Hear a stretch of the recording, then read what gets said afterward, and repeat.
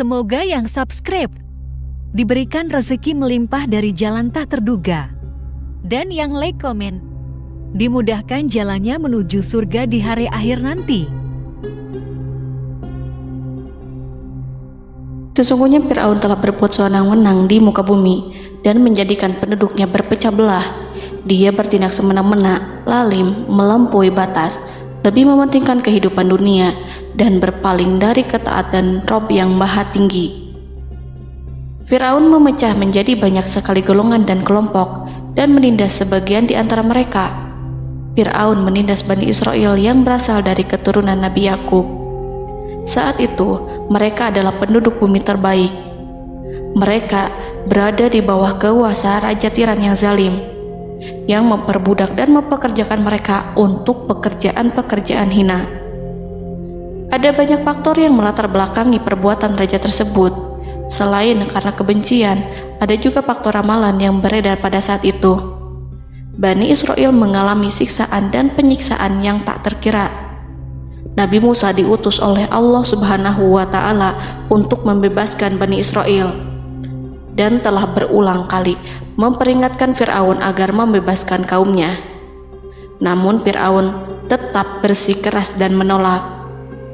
Suatu hari Allah Subhanahu wa Ta'ala memerintahkan Nabi Musa untuk kembali kepada Fir'aun dan menunjukkan mukjizat. Di sana Nabi Musa menunjukkan beberapa mukjizat, termasuk mengubah tongkatnya menjadi ular raksasa dan di tangannya mengeluarkan cahaya. Namun Fir'aun tetap ingkar, dan dari situlah awal mula kehancuran Fir'aun dan pengikutnya. Tentang bagaimana detail kisah lengkapnya serta kelanjutan nasib Fir'aun, dari mana awal mula keangkuhan Fir'aun sampai mengakui dirinya sebagai Tuhan, serta dari mana sumber kekayaan Fir'aun yang sampai penasihatnya saja Qorun bisa membangun istana megah, akan dibahas lengkap di sini. Namun sebelum saya melanjutkan kisahnya, dimohon kepada pemirsa untuk menonton video ini sampai selesai, supaya tidak ada kesalahpahaman dalam memahami isi cerita, serta mohon bantu channel ini semakin berkembang dengan cara subscribe dan berikan like serta komen positifnya. Semoga bantuan pemirsa sekalian menjadi amal jariah dan bernilai pahala di sisinya. Bismillahirrahmanirrahim. Fir'aun menguasai seluruh negeri. Seiring dengan makmurnya negeri Mesir, kekuasaan Fir'aun semakin hari semakin bertambah. Fir'aun berkuasa tanpa ada yang berani menentang, dan dia membuat keputusan sesuka hatinya. Bahkan dengan kesombongannya, dia sampai berani mengaku sebagai Tuhan. Gelar Fir'aun Raja Mesir kuno punya pengaruh besar yang diyakini sebagai seorang yang bertanggung jawab untuk melindungi dunia pada saat itu.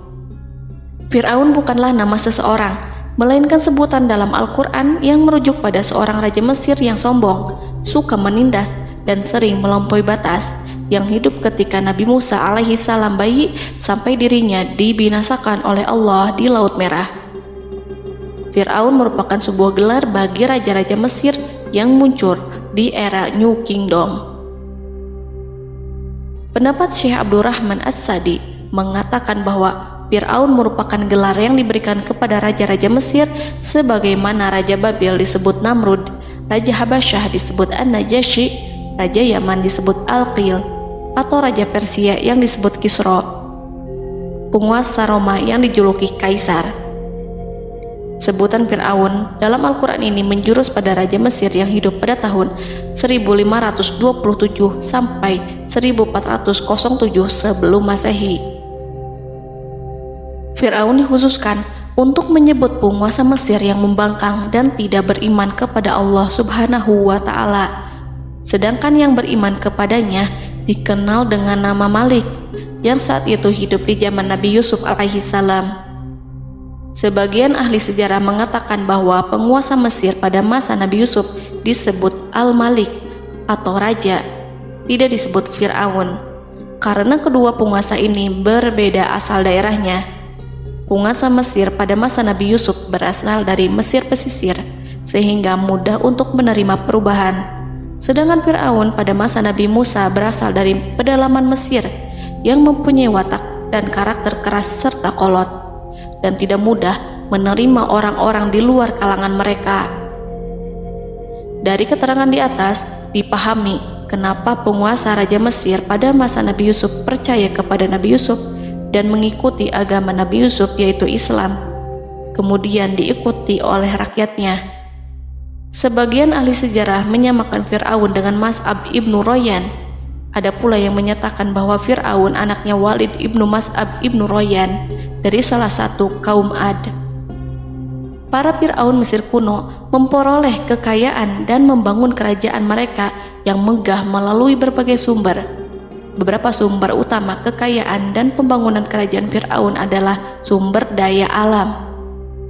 Mesir kuno diberkati dengan sumber daya alam yang melimpah, termasuk emas, tembaga, dan batu mulia yang ditambang dari wilayah gurun dan lembah.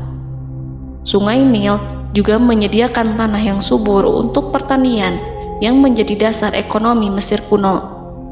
Air yang sangat penting ini memungkinkan kota-kota tumbuh di tengah gurun. Lonjakan air dan nutrisi itu mengubah lembah Nil menjadi tanah pertanian yang produktif. Menurut Organisasi Pangan dan Pertanian PBB, petani Mesir kuno adalah salah satu kelompok pertama yang melakukan pertanian dalam skala besar, menanam tanaman makanan seperti gandum, serta tanaman industri seperti rami untuk membuat pakaian. Sungai Nil mengalir ke utara sejauh 4.160 mil dari timur tengah Afrika ke Laut Tengah, yang memberikan Mesir kuno tanah subur dan air untuk irigasi. Untuk memaksimalkan pemanfaatan air Sungai Nil, petani Mesir kuno mengembangkan sistem irigasi cekungan.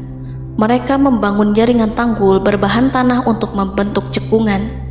Kemudian mereka menggali saluran untuk mengarahkan air banjir ke dalam cekungan, di mana air akan menggenang selama sebulan hingga tanah jenuh dan siap untuk ditanami.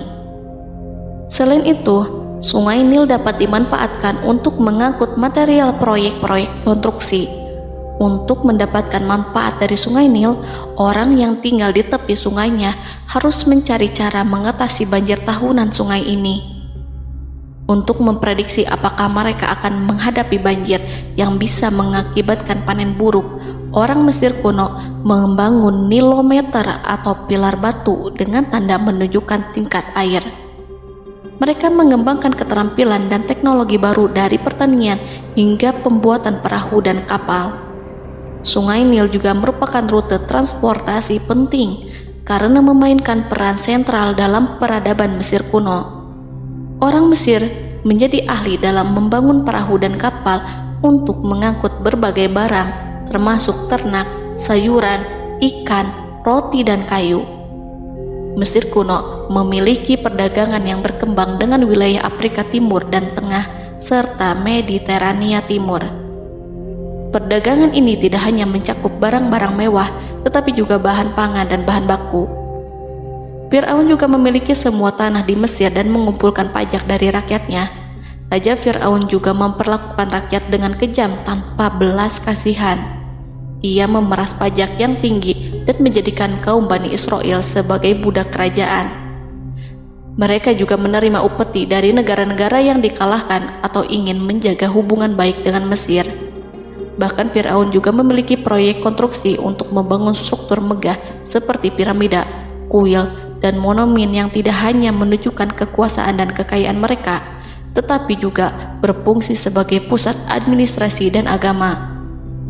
Proyek-proyek ini seringkali menggunakan tenaga kerja dari rakyat yang bekerja selama musim banjir.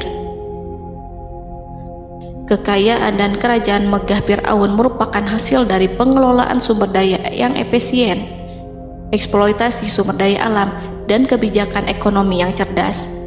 Ini semua mencerminkan kemajuan teknologi, organisasi sosial, dan kekuatan politik Mesir kuno. Kekayaan para Fir'aun Mesir kuno memang sangat luar biasa dan telah menjadi topik penelitian dan kekaguman selama berabad-abad. Fir'aun juga dikenal karena kehidupan mewah mereka. Sebagai penguasa Mesir kuno, Fir'aun hidup dengan kekayaan dan kemewahan yang hampir tak terbayangkan, yang mencerminkan kekuasaan dan status mereka. Mereka menghiasi diri mereka dengan aksesoris yang rumit dan gemerlap, serta mengenakan simbol otoritas dan kekuasaan tradisional. Dan Allah memberikan kepada Fir'aun berupa istidratuhul afiyah, yakni hidup sekian lama tanpa pernah merasakan sakit. Allah Subhanahu wa Ta'ala mengaruniai Fir'aun untuk bisa hidup selama 400 tahun tanpa sakit. Tentu, hal tersebut sudah menjadi kehendak Allah Subhanahu wa Ta'ala, maka tidak ada satupun manusia yang bisa menghalangi, bahkan bagi seorang Fir'aun sekalipun yang terkenal dengan kezalimannya. Namun dengan karunia-Nya yang diberikan Allah tersebut bukannya menjadikan Fir'aun sebagai manusia yang bersyukur, tetapi malah membangkitkan kesombongan dan kesesataannya. Dan puncak kesombongan Fir'aun juga dicatat Al-Quran sebagai penguasa tangan besi dan manusia yang pernah mengaku Tuhan. Aku adalah Tuhan kalian yang maha tinggi. Quran Surat An-Najiat ayat 24. Fir'aun hidup selama 446 tahun. Selama hidupnya, Fir'aun memiliki tubuh yang sehat dan bugar tanpa pernah mengalami sakit, meski hanya berupa pusing atau flu sekalipun. Fir'aun bahkan tidak pernah merasakan kelelahan. Fir'aun tidak pernah merasakan perihnya lapar, kerongkongannya tidak pernah tersentuh panasnya dahaga.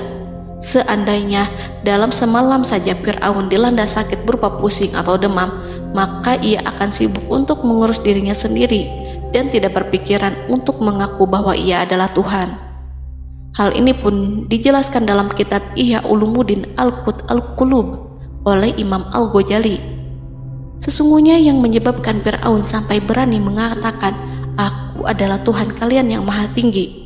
Hal ini disebabkan karena ia mengalami masa sehat dalam hidupnya yang begitu lama. Kekejaman Raja Fir'aun diikuti dengan kesombongannya. Ia enggan bersyukur atas kemakmuran yang dianugerahkan Allah Subhanahu wa Ta'ala. Ia justru menjadikan negeri Mesir penuh dengan kemusyrikan. Sungguh, dia Fir'aun termasuk orang-orang yang berbuat kerusakan, dan kami hendak memberi karunia kepada orang-orang tertindas di bumi, dan hendak menjadikan mereka pemimpin dan menjadikan mereka orang-orang yang mewarisi bumi. Dan kami teguhkan kedudukan mereka di bumi, dan kami perlihatkan kepada Fir'aun dan Haman bersama bala tentaranya apa yang selalu mereka takutkan dari mereka. Surat Al-Qasas ayat 1-6.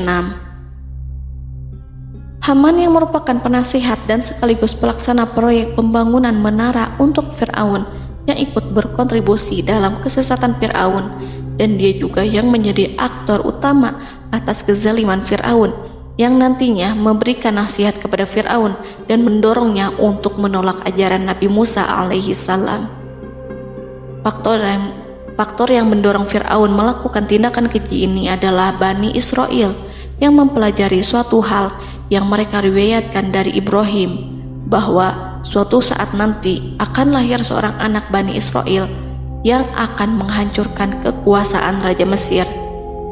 Berita gembira ini terjadi saat insiden antara Sarah, istri Nabi Ibrahim alaihissalam, dengan Raja Mesir yang saat itu berniat jahat terhadap Sarah. Namun Allah menjaganya. Berita gembira ini santer terdengar di antara Bani Israel. Kaum Kipti juga membicarakan berita ini, hingga sampailah juga ke telinga Fir'aun. Sebagian amir dan orang-orang dekat Fir'aun menyampaikan hal itu kepadanya saat tengah berbincang pada malam hari. Waktu itu Fir'aun langsung menginstruksikan untuk membunuh seluruh anak laki-laki Bani Israel untuk mengantisipasi kelahiran anak yang dimaksud. Tapi apa boleh buat, kewaspadaan sama sekali tidak bisa menghindari takdir. Suatu ketika Fir'aun bermimpi seakan-akan api datang dari arah Baitul Maqdis lalu membakar semua rumah Mesir dan seluruh kaum Kipti. Namun, api tersebut tidak membahayakan Bani Israel. Saat bangun, Fir'aun merasa takut oleh mimpi itu. Ia kemudian mengumpulkan seluruh paranormal dan tukang sihir. Fir'aun bertanya kepada mereka terkait mimpi itu. Mereka berkata, akan lahir seorang bayi laki-laki dari kalangan Bani Israel yang akan menghancurkan penduduk Mesir. Sebab itulah Fir'aun memerintahkan untuk membunuh anak laki-laki dan membiarkan hidup anak perempuan. Fir'aun sangat mewaspadai agar Musa tidak lahir, hingga menunjuk sejumlah laki-laki dan dukun beranak berpatroli memeriksa para wanita hamil dan mendata waktu kelahiran mereka. Jika ada yang melahirkan anak laki-laki, si bayi langsung disembelih oleh para algojo seketika itu juga. Allah berfirman, "Kami mengilhamkan kepada ibu Musa, susuilah dia Musa. Jika engkau khawatir atas keselamatannya, hanyutkanlah dia ke sungai Nil dalam sebuah peti yang mengapung. Janganlah engkau takut dan janganlah pula bersedih. Sesungguhnya kami pastikan mengembalikan kepadamu dan menjadikan sebagai salah seorang rasul." Surat Al-Qasas ayat 7. Pada saat itu, ibu Musa yang bernama Ayah Rika, ada juga yang menyebut Ayah Zakat, merasakan kesedihan yang amat dalam dan sudah mengantisipasi sejak pertama kali mengandung Musa. Kehamilannya ini memang tidak terlihat. Harun lahir pada tahun ketika hukuman mati bagi lelaki tidak berlaku, sementara Musa lahir pada tahun di mana bayi laki-laki harus dibunuh. Saat melahirkan, ibunya mendapat ilham agar Musa kecil diletakkan di dalam peti yang diikat dengan tali. Rumahnya tepat di hulu sungai Nil. Ia menyusui Musa, kemudian ketika khawatir pada seseorang, ia meletakkan Musa di peti itu, lalu dilepaskannya ke lautan, sementara talinya tetap dipegang. Setelah semua orang pergi, ia tarik kembali peti itu. Namun suatu hari, ibu Musa melepaskan peti itu, tetapi dia lupa tidak mengikatnya dengan tali, sehingga peti berisi Musa kecil itu hanyut bersama aliran sungai Nil hingga melintas tepat di depan istana Fir'aun. Selir-selir Fir'aun itu memungut peti dalam kondisi tertutup rapat. Mereka tidak berani membukanya. Peti itu kemudian diletakkan di depan istri Fir'aun, Asiyah binti Muzahim. Ada pendapat yang mengatakan bahwa Asiyah berasal dari Bani Israel dari keturunan Musa. Saat membuka penutup peti dan menyingkap tirai penutupnya, Asiyah melihat wajah Musa kecil memancarkan sinar-sinar nubuah kemuliaan. Begitu melihatnya, Asiyah langsung jatuh hati dan sangat mencintainya. Saat Fir'aun tiba, ia berseru, "Apa ini?" Kemudian ia memerintahkan untuk menyembelihnya, tetapi sang istri meminta agar bayi tersebut diberikan kepadanya. Sang istri berkata, "Dia adalah penyejuk mata hati bagiku dan bagimu." Fir'aun menimpali, "Iya, bagimu, tapi bagiku tidak. Aku tidak memerlukan bayi itu." Petaka memang selaras dengan tutur kata. Kata-kata istri Fir'aun, mudah-mudahan dia bermanfaat kepada kita. Allah memberikan manfaat yang ia harapkan. Di dunia, Allah memberikan hidayah padanya melalui sosok Musa, dan di akhirat, Allah menempatkan dia di surganya karena Musa. Atau kita ambil dia menjadi anak. Keduanya pun mengadopsi Musa karena mereka berdua tidak punya anak. Perkataan Asiyah ini diabadikan dalam Al-Quran surat Al-Qasas ayat 9. Dan berkatalah istri Fir'aun, "Ia adalah penyejuk mata hati bagiku dan bagimu. Janganlah kamu membunuhnya.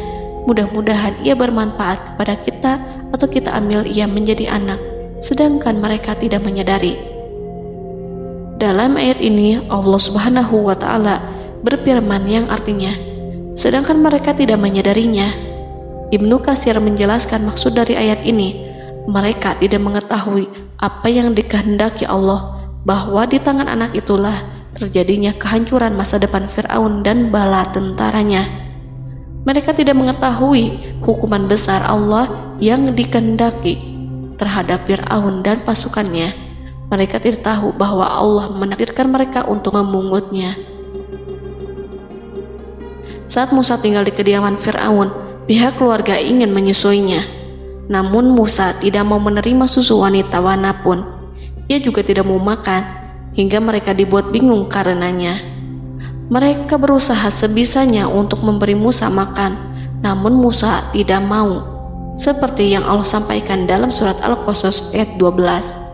dan kami cegah dia Musa menyusu kepada perempuan-perempuan yang menyusuinya sebelum itu. Mereka kemudian mengirim Musa bersama para dukun beranak dan sejumlah wanita ke pasar. Mungkin Musa mau menyusu pada seorang wanita di sana. Saat semua orang berdiri di hadapan Musa, saudari Musa melihatnya. Ia tak memperlihatkan sikap seakan-akan mengenal bayi yang sebenarnya adalah adiknya. Mereka kemudian pergi bersama saudari Musa itu ke kediaman Musa. Musa kecil kemudian digendong ibunya untuk menyusui bayi itu. Bayi yang tidak lain adalah anaknya sendiri, langsung menyusu dengan lahap. Melihat hal itu, mereka merasa sangat puas dan gembira. Mereka pun melaporkan peristiwa yang sangat menggembirakan itu kepada Asia. Asia meminta agar perempuan yang tidak lain adalah ibunya Musa itu untuk menetap bersamanya dan memohon kebaikan serta kesediaannya. Namun, perempuan itu menolaknya seraya berkata, "Sesungguhnya aku mempunyai suami dan anak-anak yang tidak bisa aku tinggalkan. Akan tetapi, aku siap melakukan jika bayi itu dibawa kepadaku ke rumahku." Akhirnya Asia mengutus ajudan kerajaan untuk menyerahkan bayi itu kepada ibunya Musa untuk disusui secara rutin. Asia kemudian memberikan berbagai macam fasilitas kepada ibu Musa berupa biaya nafkah sehari-hari, pakaian-pakaian bagus, dan beberapa hadiah istimewa yang lainnya sebagai kompensasi upah menyusui bayi itu. Akhirnya Musa kecil kembali ke pangkuan ibunya dan berada di bawah asuhannya. Allah telah menyatukan kembali bayi yang bernama Musa itu dengan ibunya sendiri. Fir'aun tidak akan menyangka jika Allah telah mempersiapkan sesuatu yang besar lewat kehadiran Musa kecil di kerajaannya.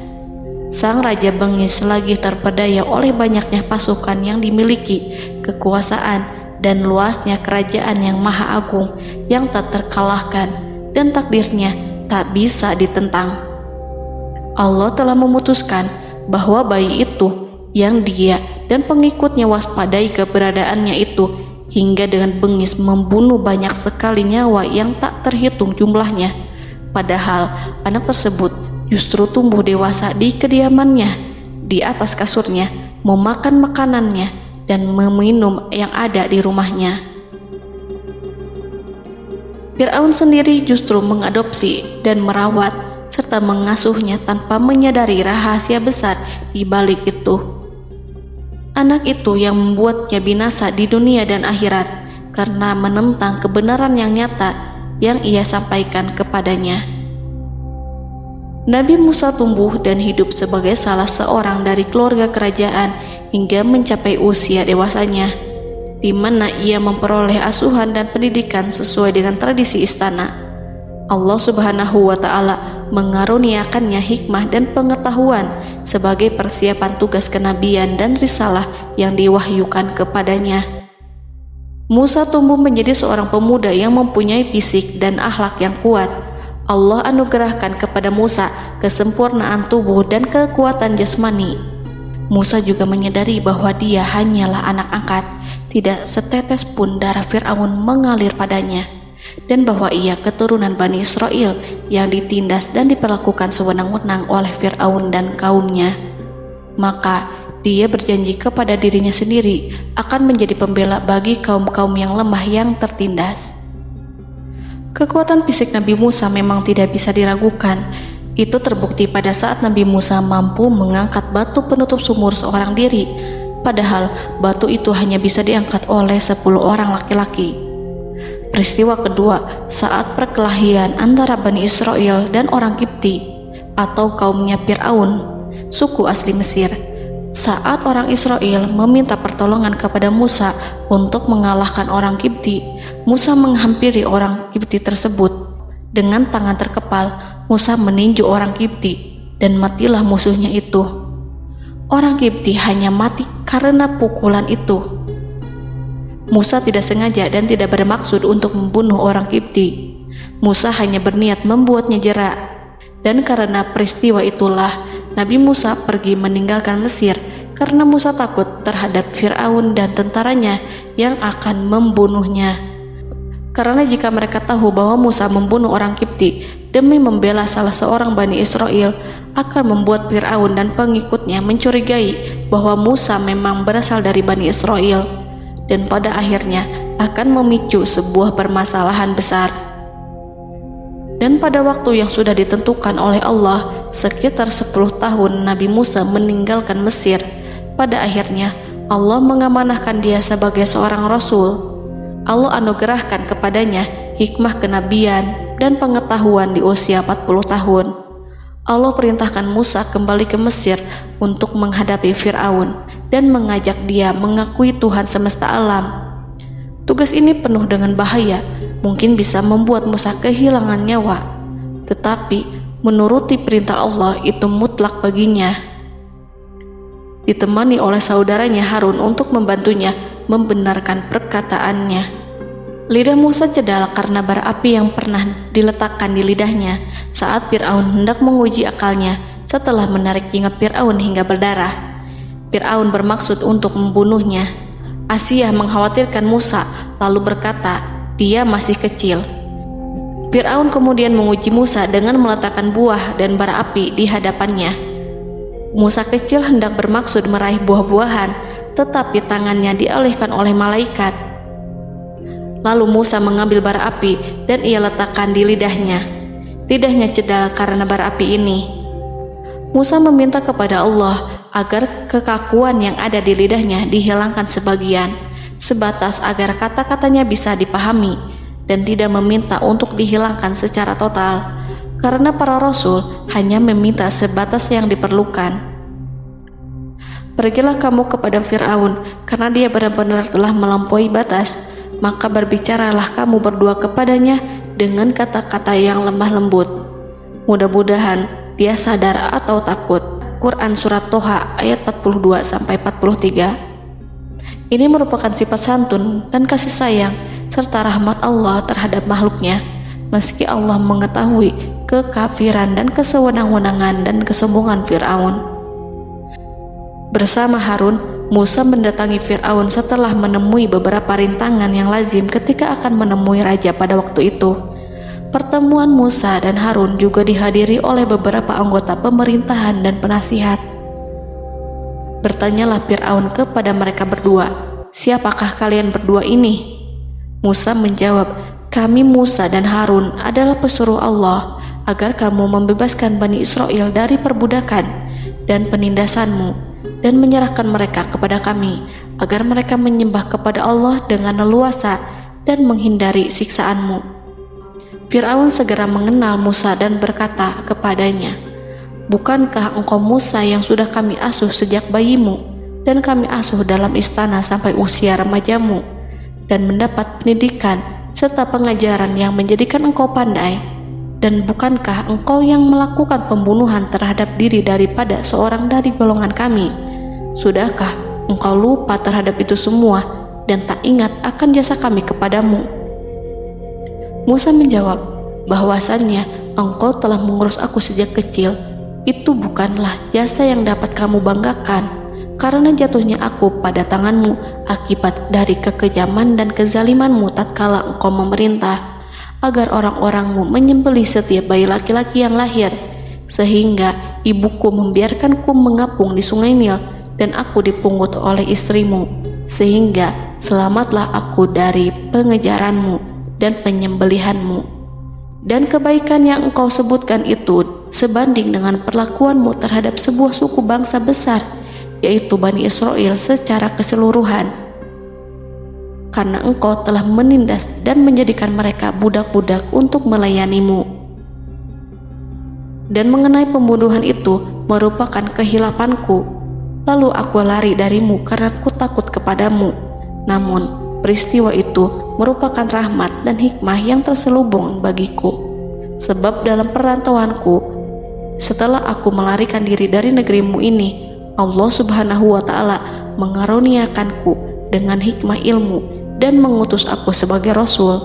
Maka dalam rangka tugasku sebagai Rasul, datanglah aku kepadamu atas perintah Allah untuk mengajak engkau dan kaummu untuk menyembah Allah dan meninggalkan kezaliman serta penindasanmu terhadap Bani Israel. yang engkau pekerjakan dan perbudak mereka untuk melakukan pekerjaan dan melayanimu. Fir'aun bertanya, siapakah Tuhan yang engkau sebut-sebut itu, hai Musa? Adakah Tuhan di atas bumi ini selain aku yang patut disembah dan dipuja? Musa menjawab, iya, yaitu Tuhanmu dan Tuhan nenek moyangmu, serta Tuhan alam semesta. Fir'aun bertanya, siapakah Tuhan alam semesta itu? Musa menjawab, ialah Tuhan langit dan bumi, dan segala yang ada di langit dan di bumi. Berkatalah Fir'aun kepada para penasehatnya dan para pembesarnya, sesungguhnya Rasul yang diutus kepada kamu ini adalah seorang yang gila. Kemudian ia balik bertanya kepada Harun dan Musa, siapakah Tuhan kamu berdua? Akulah Tuhanmu yang paling tinggi. Surat An-Najiat ayat 23-24. Dan Fir'aun berkata, wahai para pembesar kaumku, aku tidak mengetahui ada Tuhan bagimu selain aku. Quran Surat Al-Qasas ayat 38. Fir'aun menentang, padahal ia tahu bahwa ia adalah hamba yang diatur, dan Allah lah yang menciptakan dan memberi bentuk rupa. Dan mereka mengingkarinya karena kezaliman dan kesombongannya, padahal hati mereka meyakini kebenarannya. Maka perhatikanlah bagaimana kesudahan orang-orang yang berbuat kerusakan. Quran Surat An-Naml ayat 14. Fir'aun beralih memakai kekuasaan dan wibawa yang ia miliki. Fir'aun berkata, jika engkau menyembah Tuhan selain aku akan memasukkanmu ke dalam penjara. Musa berkata, apakah engkau akan melakukan itu sekalipun aku tunjukkan kepadamu suatu bukti yang nyata? Fir'aun menjawab, tunjukkanlah sesuatu yang nyata itu. Maka Musa melemparkan tongkatnya. Tiba-tiba tongkat itu menjadi ular besar, dan Musa mengeluarkan tangan dari dalam bajunya. Tiba-tiba tangan itu menjadi putih bercahaya. Saking ketakutannya hingga membuat Fir'aun terkena diare, dalam sehari lebih dari 40 kali buang air. Namun Fir'aun sebagai raja yang mengaku Tuhan tentu tidak akan begitu saja menyerah kepada Musa, walaupun telah diperlihatkan 2 mukjizat. Bahkan Fir'aun berkata kepada kaumnya yang dikhawatirkan terpengaruh oleh mukjizat Musa, bahwa apa yang dilakukan Musa merupakan sihir, dan Musa Harun adalah ahli sihir yang datang dengan maksud menguasai Mesir. Salah satu penasehatnya, yaitu Haman, mengusulkan agar mengumpulkan semua ahli sihir dari berbagai penjuru kerajaan untuk bertanding mematahkan sihir Musa, yang tanpa pikir panjang Fir'aun setujui. Fir'aun pun berkata kepada Musa, apa yang kau bawa ini adalah sihir. Kami akan melawanmu dengan sihir yang sama. Fir'aun pun kemudian meminta Musa untuk bertemu pada waktu dan tempat yang disepakati, dan langsung disetujui Nabi Musa tanpa ragu sedikit pun. Inilah salah satu tujuan terbesar Musa untuk memperlihatkan ayat-ayat hujah dan bukti-bukti nyata Allah di hadapan halayak ramai. Dengan berbekal pertolongan Allah, Musa yakin akan menang melawan para ahli sihir itu. Maka pada waktu yang sudah ditetapkan, yakni pada permulaan hari, saat cahaya matahari mulai terik menyengat, sehingga kebenaran akan terlihat lebih jelas dan nyata, orang-orang berbondong-bondong menuju tempat yang sudah ditentukan untuk melihat pertandingan sihir yang sudah dihadiri ribuan tukang sihir. Menurut Muhammad bin Ka'ab, mereka berjumlah 80.000 ahli sihir. Mereka sudah dijanjikan hadiah dan uang yang besar jika berhasil mengalahkan Musa. Para penyihir istana berkata, wahai Musa, apakah engkau yang mau lebih dahulu ataukah kami? Musa menjawab, silahkan kalian lebih dahulu.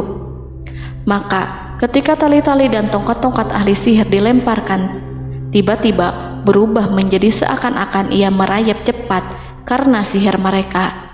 Ada rasa takut yang menyelimuti hati Musa, takut jika orang-orang terkena fitnah sihir dan tipu daya mereka. Namun Allah langsung menguatkan Musa dan berkata yang diabadikan dalam Quran Surat Toha ayat 65-69, janganlah engkau takut, sungguh engkaulah yang unggul, dan lemparkanlah apa yang ada di tangan kananmu, niscaya ia akan membuat. Apa yang mereka buat itu hanyalah tipu daya tukang sihir belaka, dan tidak akan menang tukang sihir itu dari manapun ia datang. Saat Musa melemparkan tongkat, tongkat itu berubah menjadi ular besar yang memiliki kaki, berleher besar, dan bentuk yang menakutkan, hingga semua orang lari dan menjauh. Ular itu kemudian menelan tali-tali para tukang sihir dengan satu persatu dengan gerakan super cepat. Semua orang melihatnya dengan penuh keheranan, sementara para tukang sihir mereka tercengang dan bingung kala melihatnya. Mereka melihat sesuatu yang sama sekali tidak pernah terlintas di benaknya dan juga berada di luar bidang yang mereka kuasai.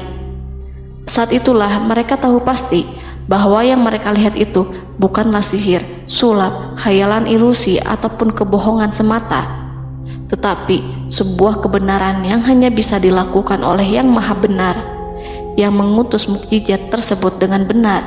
Allah menyingkap tabir kelalaian dari hati mereka, menyinarinya dengan petunjuk yang Ia ciptakan, dan menyingkirkan gumpalan keras di hatinya. Mereka segera bertaubat dan tunduk sujud kepadanya. Dengan lantang mereka mengatakan kepada semua yang hadir tanpa memperdulikan hukuman ataupun siksaan apapun, "Kami beriman kepada Rob seluruh alam, yaitu Tuhannya Musa dan Harun." Fir'aun yang congkak dan sombong tentu sangat marah dengan apa yang disaksikannya itu. Ketika melihat ahli-ahli sihirnya begitu cepat menyerah dan mengakui kekalahan kepada Musa, bahkan menyatakan beriman kepada Tuhan Musa dan Harun. Tindakan itu dianggapnya sebagai pelanggaran terhadap kekuasaannya dan penentangan terhadap ketuhanannya, dan merupakan tamparan bagi kewibawaannya. Fir'aun berkata kepada mereka, "Apakah kalian telah beriman kepada Musa sebelum aku memberi izin?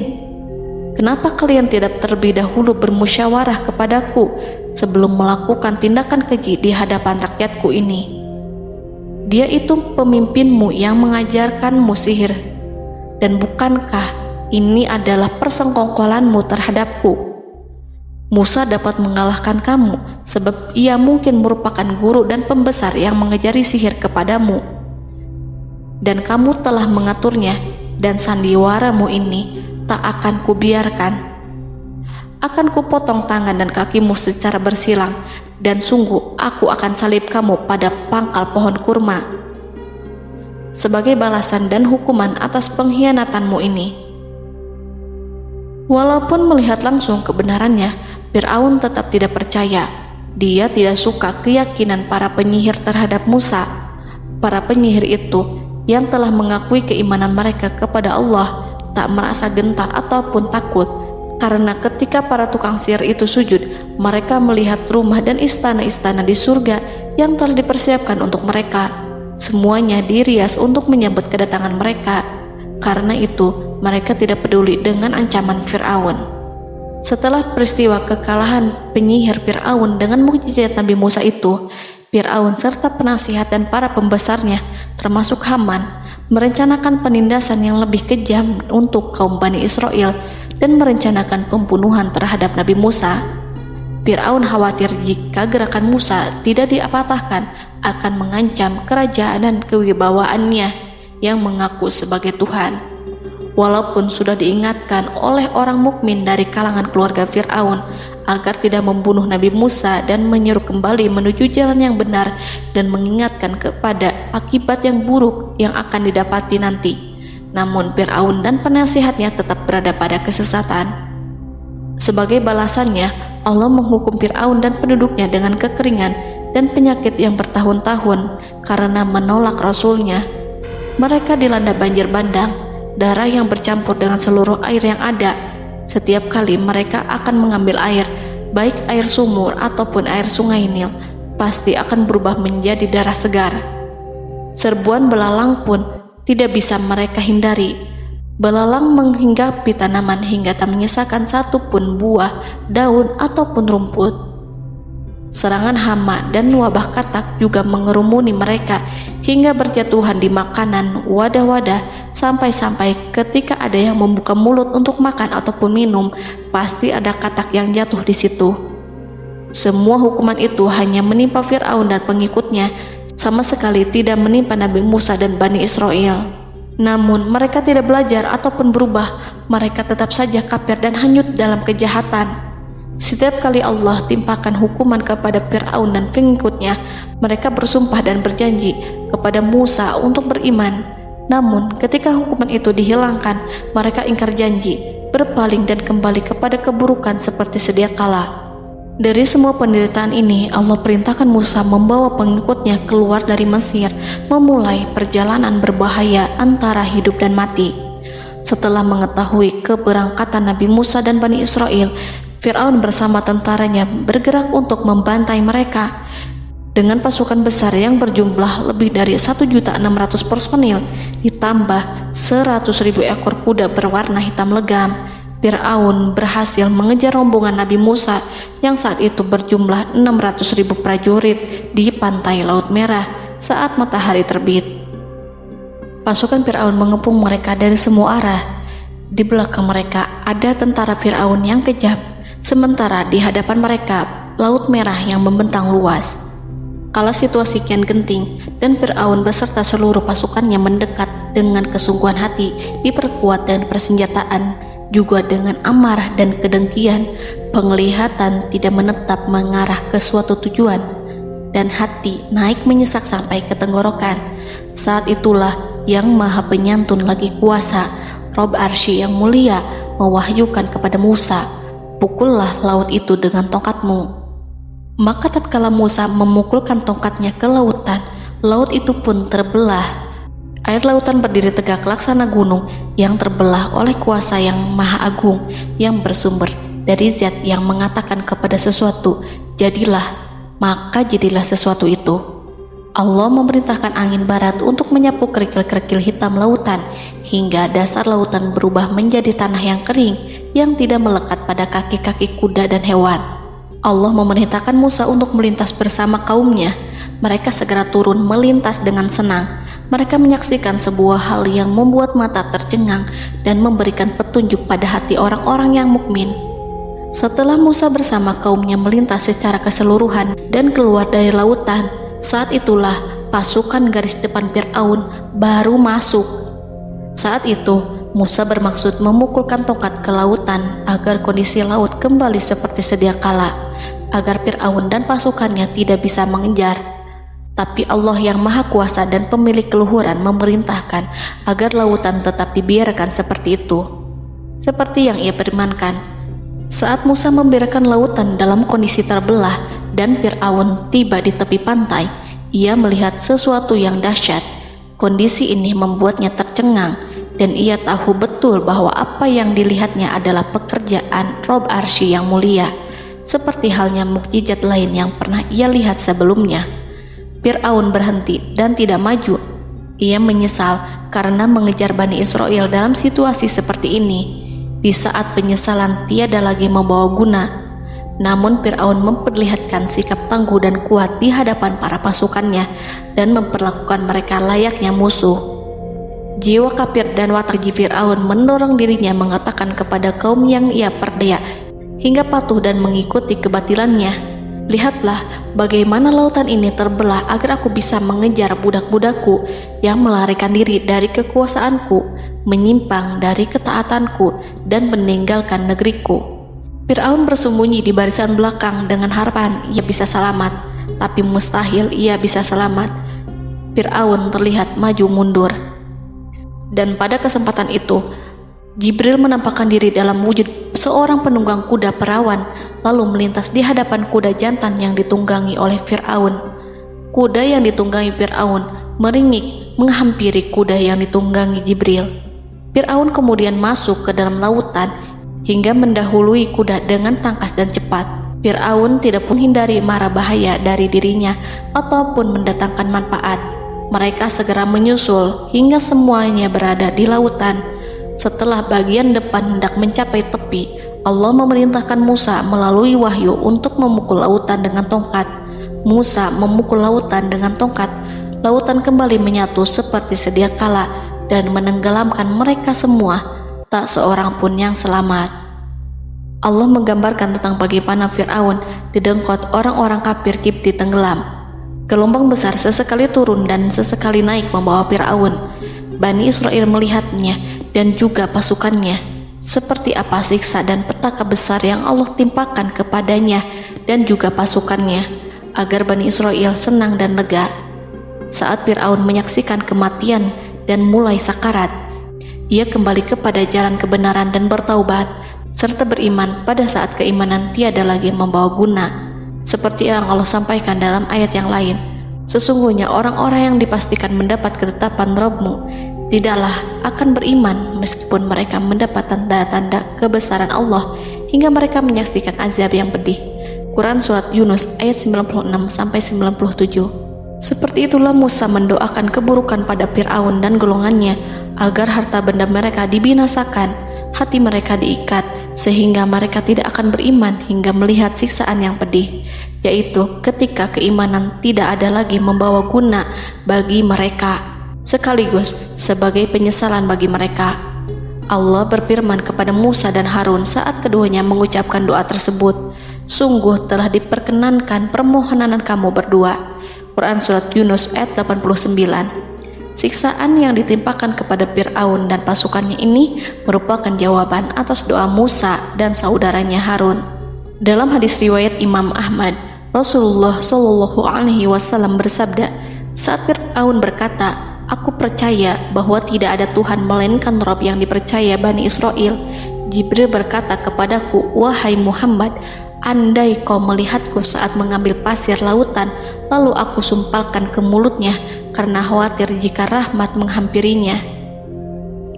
Ibnu Abbas dan lainnya mengatakan, sebagian Bani Israel meragukan kematian Fir'aun, bahkan ada yang menyatakan bahwa Fir'aun tidak mati.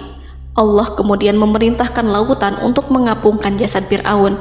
Menurut pendapat lain, Fir'aun terangkat ke permukaan air. Ibnu Abbas dan lainnya mengatakan, sebagian Bani Israel meragukan kematian Fir'aun, bahkan ada yang menyatakan bahwa Fir'aun tidak mati.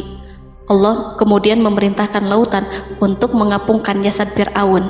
Maka pada hari ini kami selamatkan jasadmu, yaitu dengan mengenakan baju perang yang dengannya kau dikenali, agar engkau dapat menjadi pelajaran bagi orang-orang yang datang setelahmu, yaitu agar kau menjadi bukti bagi Bani Israel atas kekuasaan Allah yang membinasakan Fir'aun. Karena itu, sebagian salaf membaca, kemungkinan yang dimaksud adalah kami menyelamatkan jasadmu beserta baju perangmu agar kau menjadi pelajaran bagi orang-orang setelahmu dari kalangan Bani Israel, dan mereka tahu bahwa kau telah binasa. Wallahu a'lam.